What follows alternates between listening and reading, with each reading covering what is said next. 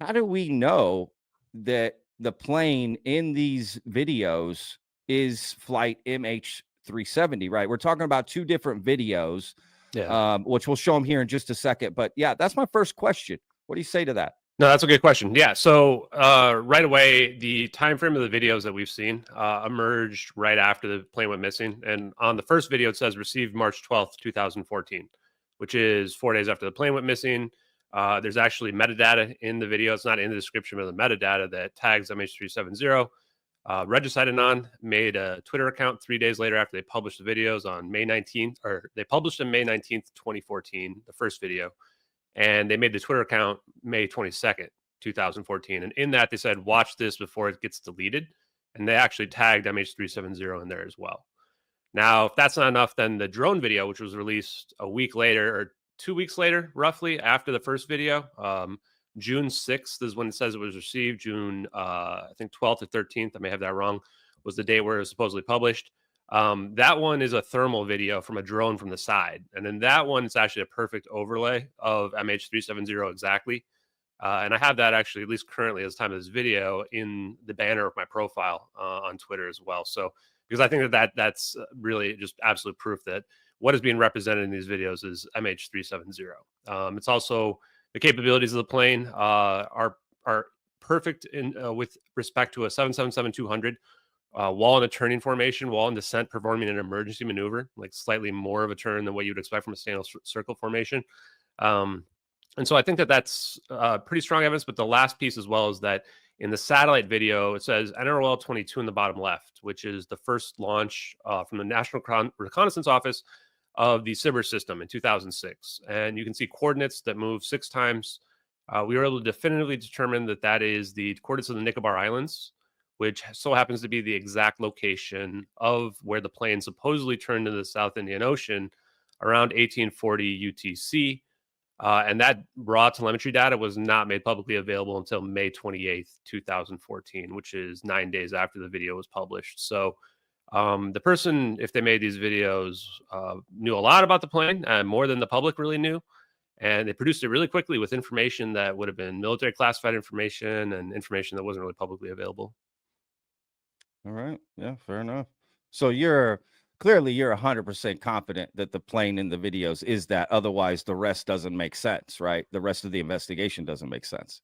Yeah, if that's Right. not the, I mean, if that's not the plane in the videos, then it's pretty damn weird that, I mean, Right. the location and the time and the dates of the videos, like either that's actually the plane or someone's really trying to make it look like it is to like a really scary degree. Because I think that the people that were older, potentially like our age or above, like they're going to remember when that plane went missing 10 years ago.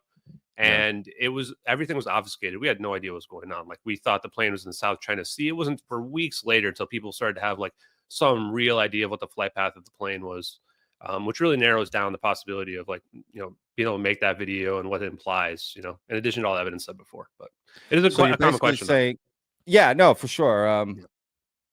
I mean, for me, it was all, well, I got to determine that that's the plane in the videos before I even determine if the videos look real or not, because what's the point otherwise? Absolutely. But okay, so you're basically saying that the flight, I'm just trying to steel man this back to you, make sure I understood what you said to me, right? So the flight path in the videos, I guess through satellite imagery could only have been that plane. Yeah, the plane is first going, you know, northeast towards Beijing from Kuala Lumpur, and then it goes dark and it turns and flies back over the peninsula of Malaysia, and then weirdly takes a course correction after it gets over Penang, which is the closest airport to land in an emergency situation, and then goes northwest through the Straits of Malacca, Andaman Sea, to the Nicobar Islands, where we then see the coordinates in the videos happen. Plane is turning south into the east in there as well. And then this is the location where they say, well, the plane turned into the South Indian Ocean and just flew down to the South Indian Ocean, which was weird because if you're a suicidal pilot, you wouldn't course correct over Penang. You would just fly directly over Indonesia. You're not afraid of planes coming to get you. In fact, the planes weren't even chasing them when they should have been. So it makes much more sense from the perspective of not being some kind of emergency event that's out there. So yeah, just want to bring that up. Yeah, for sure. Of course.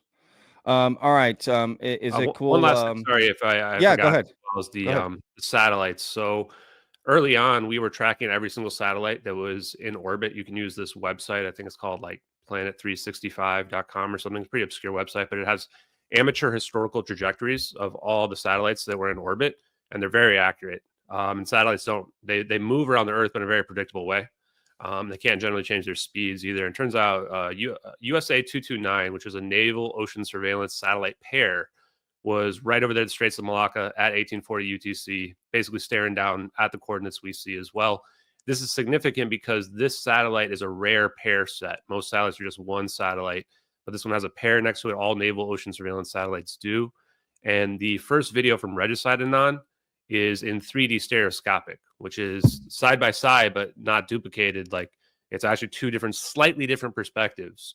Now, skeptics have argued that YouTube had that functionality to turn a video into 3D stereoscopic, and that's the only version I think that's out there. There's several different versions that are out there, but that's the only one that's stereoscopic.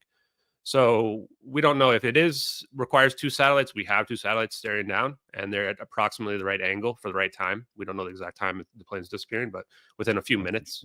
And then, they are in the right location. So, either way, we know the United States government knows what happened to this plane. They've got spy satellites like right over where it supposedly disappeared and was being tracked. They have a nation, the SOSA system, which heard the Titan sub pop. So we know they have acoustic systems that can hear tiny submarines implode in the middle of the Atlantic Ocean. So hearing a plane crash into the South Indian Ocean, there's a hydrophone system in Western Australia and one at Diego Garcia. They had to have detected it. The radar systems would have detected it too. It's weird that they claim that Malaysia lost contact with it around 1822 UTC, 18 minutes before we think the videos happened, and that nobody had it on radar for 8 hours, 6 more hours or whatever it is. It flew right past Coco Islands base, flew within range of Diego Garcia's radar. The Joran system in Australia should have seen it. They have a very advanced radar, and the Pine Gap military base. So the biggest thing I want the people to know out there is, like, we know with 100% certainty that the United States knows what happened to this plane and more than was let known to the public. The question then just becomes, what are they hiding? Why did they bring that up? Yeah. Sure.